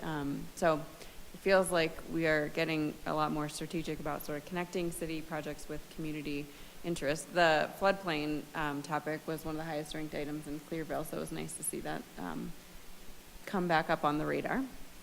Let's see, so we're down to the last 2 out of 10 neighborhoods. It went pretty quickly in my mind. So starting later this winter/spring will be the area north of Crown Hill and west of Lutheran, and then the area north of I-70. Those are our last 2 neighborhoods. And then Jeff and Ashley will shift focus to helping lead our comp plan update, which was included in the 2023 budget. So we will come to you probably second quarter to talk about what does that mean? What is that scope? What is your role as a planning commissioner? We'd certainly look to this body to be champions of that project. And our goal is to do a lot of sort of pre-marketing and education. The early steps of a comp plan process include visioning and values, and it's really important that people are plugged in and know why they would want to attend the first meeting. Sometimes on a planning process, folks become aware late in the game, and we really want people to know on day one what the comp plan is and why they would want to get involved. So you'll hear more from us over the coming months. And then development-wise, you might have already seen, Lutheran is just sort of plugging along. They're already a year and a half from their target opening, and that seems really soon. And then Lifetime, if you've seen them moving dirt, it looks very different out there than it did even just a couple months ago. That's all I had for updates. Madam Chair. Is it true that the American Motel has been purchased and that's coming down? I don't know if it's coming down quite yet, but I do know that it was on the market. I don't know specifically if they closed. Yeah, the American Motel was rezoned last year to mixed use commercial interstate because it was under contract to be purchased by an entity who then walked away when the economy looked a little shaky. So they were back on the market, so they may very well have closed by now. I don't know for sure. But it was my understanding that the hotel was going to be demolished and they were going to build 4-story apartment buildings or condos or townhouses? Yeah, not condos, but apartments. That was the intent of the prior developer. I believe they got in touch with our office recently, a new interested buyer or owner to talk about redevelopment. Yeah, it's definitely a redevelopment site. And I'm sure most of us here probably read the article about how the city of Wheat Ridge and its licensing of hotels ordinance has made a difference. Mm-hmm. They interviewed the owner of the, Apple. what used to be the Affordable Inn, now the Apple Inn, and he had some very good things to say about the city of Wheat Ridge, I thought. Yeah, thanks for bringing that up. That's a code amendment that you probably saw 2 years ago. I can't remember now exactly. And the intent being to recognize that a lot of our motels were sort of our highest areas of crime, highest calls for service, inordinate expenditure of police department resources. And we have, I think I might have shared with you, we've given $500,000 to Family Tree to help us house people who were living in hotels permanently. And Nicholas, the owner at Apple, has been a really great partner. We've had different experiences for all the different hotels, but it's been nice to see that move along. And I believe they've housed maybe 50 families by now. It's not easy work. There's not a lot of housing to find. And do you have an update about the old Howard Johnson's out across from Travel Center? Yeah, I believe they have an active building permit. So that was purchased and rezoned by a company that specializes in converting hotels to workforce housing. So it won't be deed restricted, but it is lower than market rents, and they are actively doing that now. Yeah. It's mostly inside work. It's not a demolition, so it may not be as obvious, but yep. Great, thank you. All right. Thanks. Are we ready to adjourn? All right. We are here. I formally We need a adjourn. motion and a second, sorry. Oh, that's right. I am just having the off day today. I apologize. It's true. I will entertain a motion to adjourn. So moved to adjourn. Second. There we go. Okay, so we're voting? I'm going to vote no on that. I keep talking. Motion approved, 7-0. Okay. No, that was